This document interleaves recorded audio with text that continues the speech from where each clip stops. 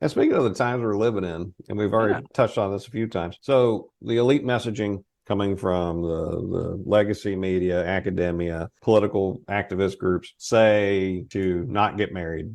Don't Mhm. shackle yourself down, especially while you're young. Wait until you're older to do it if you do it at all. Yet, I met you and your wife at the same time. Y'all look very Mhm. happy around each other, and y'all look pretty young. How old are you, if you don't mind me asking? I am 27. She is Well, you don't have 30 to say now. her age. She's 30. Okay, yeah, no, but she is Dime. a dime older. No, dime, that's specific. No, and that's not true either.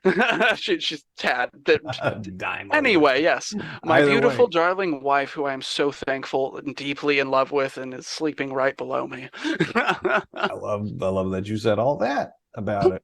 And now I do have a lot of single friends, and all the signs I see out there is that Mhm. the dating and relationship scene is a toxic garbage Oh, it's fire. disgusting. It is. It actively rewards selective hedonism.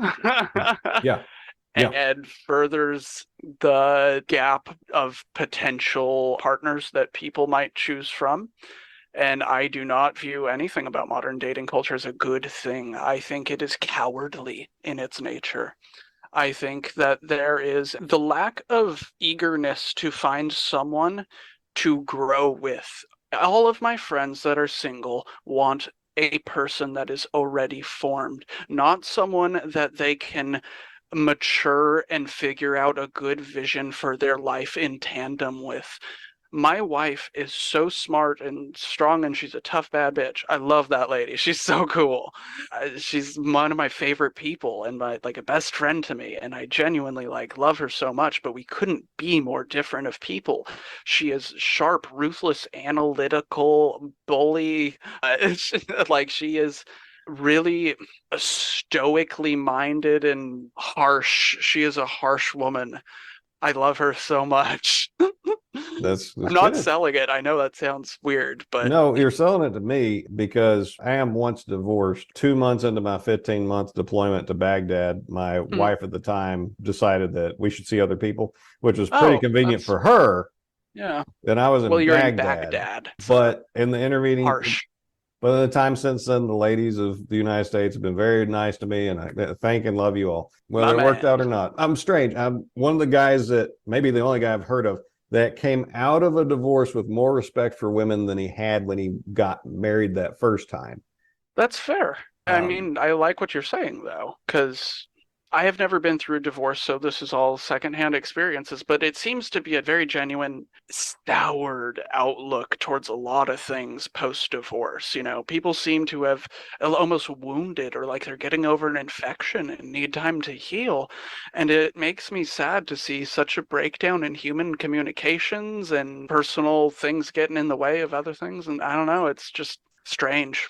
it gave me time to contemplate and to be shown by some of those very appreciative, lovely ladies that took care of me on my mid-tour break and then shortly after I got back. Wonderful ladies, fantastic, and hope they're all happy. Of course. But I got to see a more complete picture of womankind, the frailties, the failings, and the beauty, the success that makes up all that is woman. And when I started looking for the second woman, for some reason I thought I wanted to find the meanest woman I could possibly locate because a mean woman, and I mean like a in your face aggressive woman, is honest. The ex-wife was a pathological liar. That's an objective fact. That's not me being sour. That's any That's honest just the look thing. at the Yeah. situation. But a mean woman will tell you to F yourself if Yes. she feels like it. And I Mhm. respect strength. And Yes. boy, did I find it. Everything you're talking about with your wife, I'm like, yeah, you Cool. got a Okay, good I'm one. right there with you. I'm right. You worded You, it way you got a better good than one. I'm over here like, yeah, she's cold and mean and hateful. And no, that's not what I was trying to get at. Truthful and honest and brutal, though. She will tell it to me like, Keelan, this sucks. You should rework this piece as far as like that goes, or whatever truth I need to hear. Oh boy, she pulled my ear through getting clean.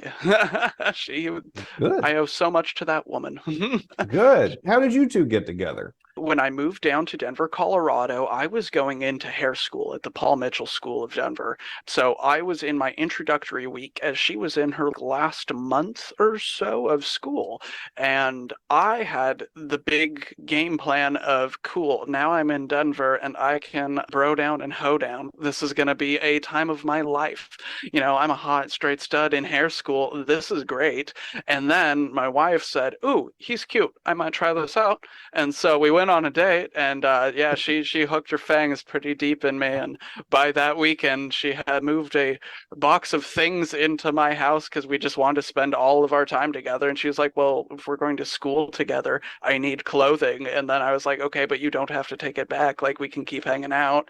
And so we ended up in a very, I mean, everything has bumps and learning to work with other people along Yeah. the way, but we've had a wonderful ride together to where we are now. So we met together in hair school, and I got to see her graduate, and then I abandoned hair school a month before I was supposed to graduate, so skipped out on that journey. Yeah, I went through the entire education only to realize I do not want to be an underpaid therapist for middle-aged women. Nope, nope, nope. I'm out of here.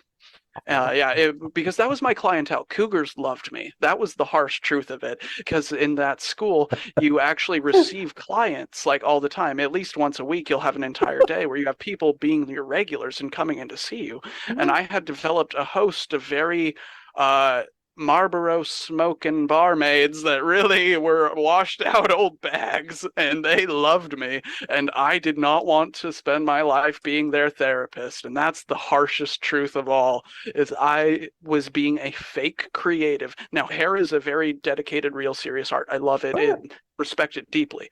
But what I mean is I was avoiding being a painter and a drawer by doing this instead, like a shadow career. I realized that through my first DMT experience that I had in Colorado, and I quit school the next day. So if that's any indicator of where drugs will get you, I quit school the next day and was like, damn it, I have to be an artist now. I've known it for way too long. I'm a phony baloney. I'm a liar. I'm a failure. I'm a loser. And that's how we end up here. So your mean woman saved you from becoming cougar bait for the rest of your life, in Yeah. at least in part. Yep, exactly. And she knew what she was doing too. We've talked about it since. She was like, "Oh, you were a fixer-upper for sure. You were a lost, godless little jack off of the kid." I was so bad. It's hard. I was a Dennis the Menace grown up into a wicked little young man who lived only for the experience. I don't know if you're familiar with Warhammer at all. It's a fantasy. Okay, so there's a chaos god called Slanesh in the Warhammer universe. I openly worshipped Slanesh through my teenage years as if it was a real thing. Yeah, I was like, yeah, I'm gonna get this tattooed on my face, big old sigil right there. That was my game plan going to hair school. It was like, cool, I'm finally away from Alaska. I can go be the wild card, raving, crazy madman I was destined to be. And somehow at the end of it, all that turned out to be folly. She found your chain, just jerked Yeah. you right. Wow. Oh, she hooked me like a trout. I was just snagged and dragged back. I was like, but no, I want to try more Molly. And she's like, you've tried enough Molly. Come back. And oh no, I'm gonna be an edgy douchebag and overdose on cough syrup and ecstasy. And oh no, I will flush you out with milk. And oh yeah, we've had some rides. I've heard that story, not your story of NyQuil Okay, and I was like, when did I ecstasy, tell you this? but I've heard it from another friend of mine that's a thing. Yeah, she saved you, didn't she? Wow. Oh yeah, oh yeah, oh yeah. I was straight road to OD, and she plunged me with milk of all things. Was I Oh, don't she know. literally did that. But she wasn't talking So in the figurative sense. oh no, no. I had a really bad time the month before I quit hair school. It was before I did DMT. By like a month or two.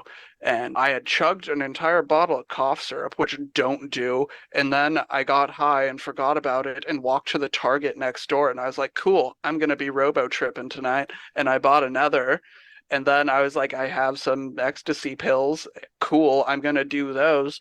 And I remember I was listening it's the worst song in the world. It's called Bass Cannon by Flux Pavilion. It's a really bad EDM song, but I can't hear it without getting this flashback so distinctly of what dying feels like. Because, yeah, I was just overdosing and I didn't realize what was going on in my body. And I walked to the bathroom just as this dubstep drop is going off in my headphones in my ears. I'm like, oh shit, pieces of my vision were getting cut away and blacked out, almost like if you got a scalpel and cut rectangles out and just peeled them off like tape, and they weren't coming back. So I was just blacking out. And I remember at one point, this is the worst experience and most shameful thing of my life. I'm just laying my cards out on the table for you here.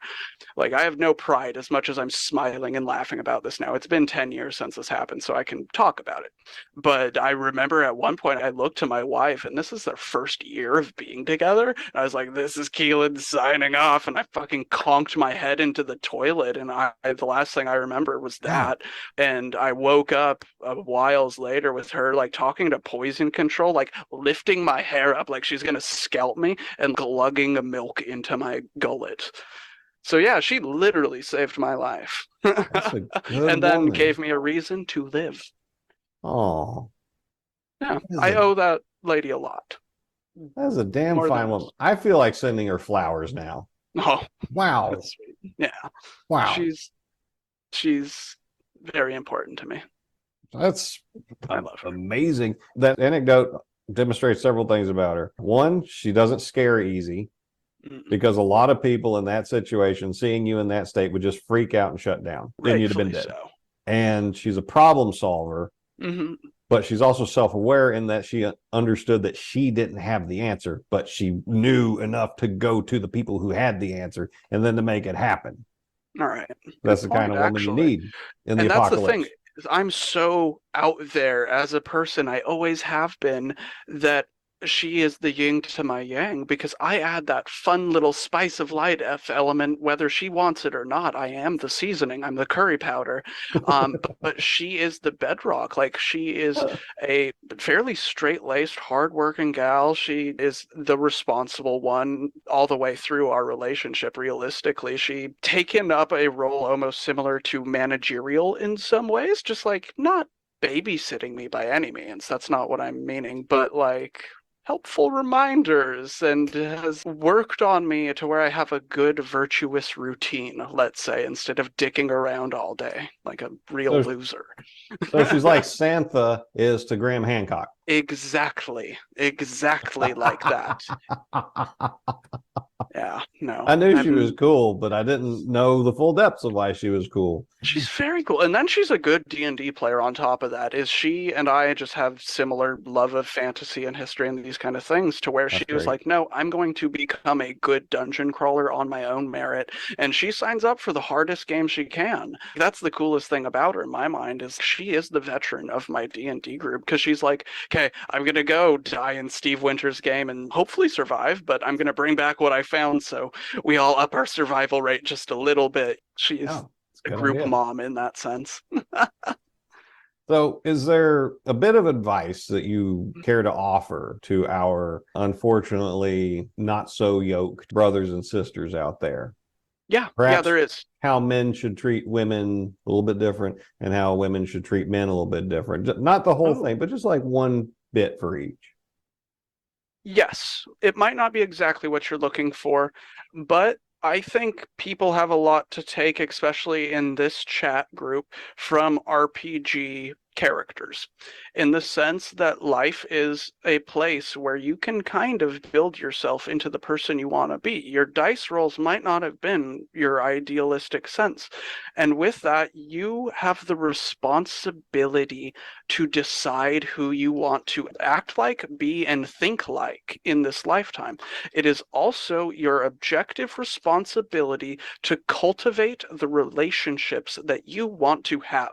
If you expect to be handed life on a platter, the world's going to serve you up a real bad dump. That's not gonna fucking happen. It is you that must get off your ass and you must go work for it, and you have to work hard. It's not a one-time thing that you get a feel-good fucking Girl Scout badge for. No, it is a constant commitment where you have to take care of your friends and your family, and you have to check in on people, and you can't just expect them to come to you.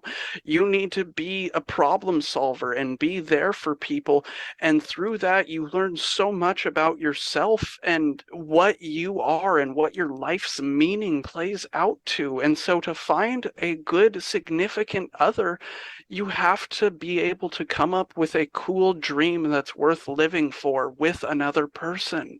And I think that's what has gotten so fucky in all this, is that everyone just expects this cookie cutter, housemaid wife and blah, blah, blah, and the father with the pipe by the fire. And that's cool if that's what you want, but just openly rebelling against it is not going to serve anyone or do anything meaningful or productive. It will not add value or significance to your life. You have to then, if you reject the cultural status quo, have to consciously rebuild it into something you want to live through, or at least are able to live through. And it might not be fun. That's another thing, is that the best lives aren't fun lives. They aren't easy. They're the ones that you work for all the time. And same with relationships, same with anything. It's investing value into what you care about. How's that? Wasn't what I was expecting, but there ain't nothing wrong with that. There ain't nothing wrong with that. Okay. Everybody needs that. That's good stuff. Okay, so it was still good stuff. Okay, I'm That's like, good did I just stuff. go on a